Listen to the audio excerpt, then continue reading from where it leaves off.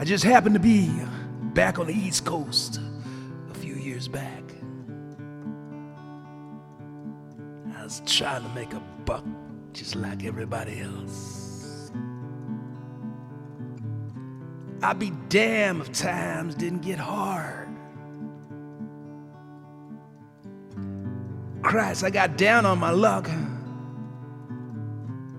I got tired of just roaming and bumming around.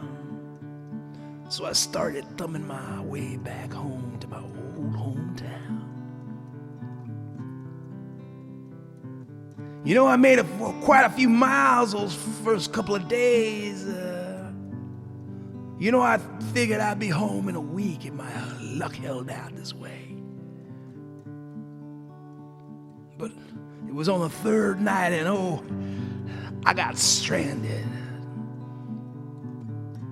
I was out at those cold, lonely crossroads.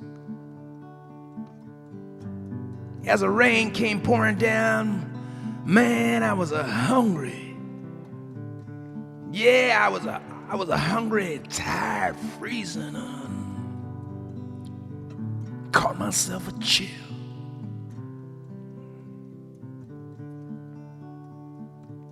Just about that time, it was just about that time that the lights of an old semi topped the hill.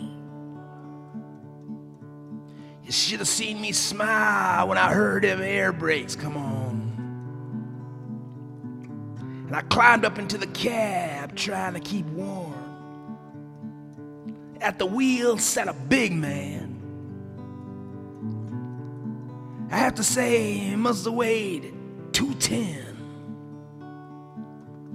As he stuck out his big hand and said with a grin, Big Joe's the name. And this here rig's called Phantom 309. Well, I asked him why he called his rig such a name. But you know, he turned to me and he said, why, son, don't you know this here rig will be putting them all to shame? There ain't a driver on this or any other line, for that matter, that's seen nothing but the taillights of Big Joe and Phantom 309. So we rode and we talked the better part of the night. I told my stories. Joe told his. I smoked up all his vice rolls as we rolled. Zoom.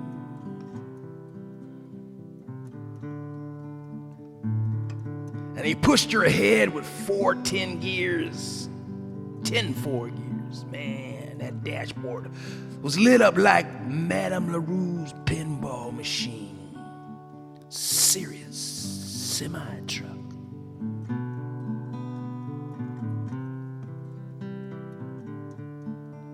Until almost mysteriously, it was the lights of a truck stop that rolled into sight. And Joe turned to me and said, sorry, son, but I'm afraid this is as far as I go. You see, I gotta kind of be making a turn just up the road a piece. And I'll be damned if he didn't toss me a dime when he threw her in low. He said, go in there, son, and get yourself a hot cup of coffee on Big Joe. And I mean to tell you, when Joe and his rig pulled off in the night, man, and nothing flat. It was clean out of sight.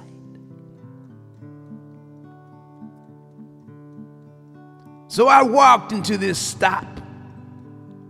Well, I ordered me a cup of mud saying Big Joe's setting this dude up.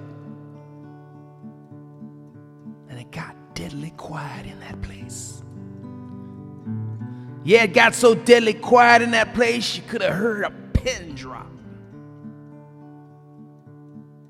And as the waiter's face turned kind of pale, I said, "What's the matter? Did I say something wrong?" with a halfway grin. He said, "No, son. You see, it kind of happens every now and then. Because every driver in there knows Big Joe, son. But let me tell you what happened just 10 years ago out there. Yeah, it was 10 years ago out there in that cold, lonely crossroads. There was a whole busload of kids and then they were just coming from school, and they were in the middle when Joe topped the hill, and they could have been slaughtered, except Joe turned his wheel and jackknifed. Yeah, he jackknifed and went into a skid. You know, folks around here, well, they say he gave his life to save that bunch of kids. And out there at that cold, lonely crossroads, well, they said it was the end of the line for Big Joe and Phantom 309. But it's funny, because, you know, every now and then, yeah, every now and then, when the moon's holding water, well, they say Joe'll stop and give you a ride. Seems just like you, some hitchhiker will be coming by.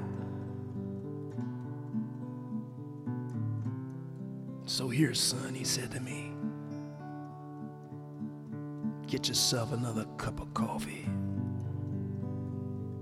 It's on the house. I kind of want you to hang on to that dime. Yeah, I kind of want you to hang on to that dime as a souvenir. I want to keep it. I want you to keep that dime as a souvenir of Big Joe. Big Joe and Phantom. Yeah, keep that dime, boy, as a souvenir of Big Joe and Phantom 309. Big Joe and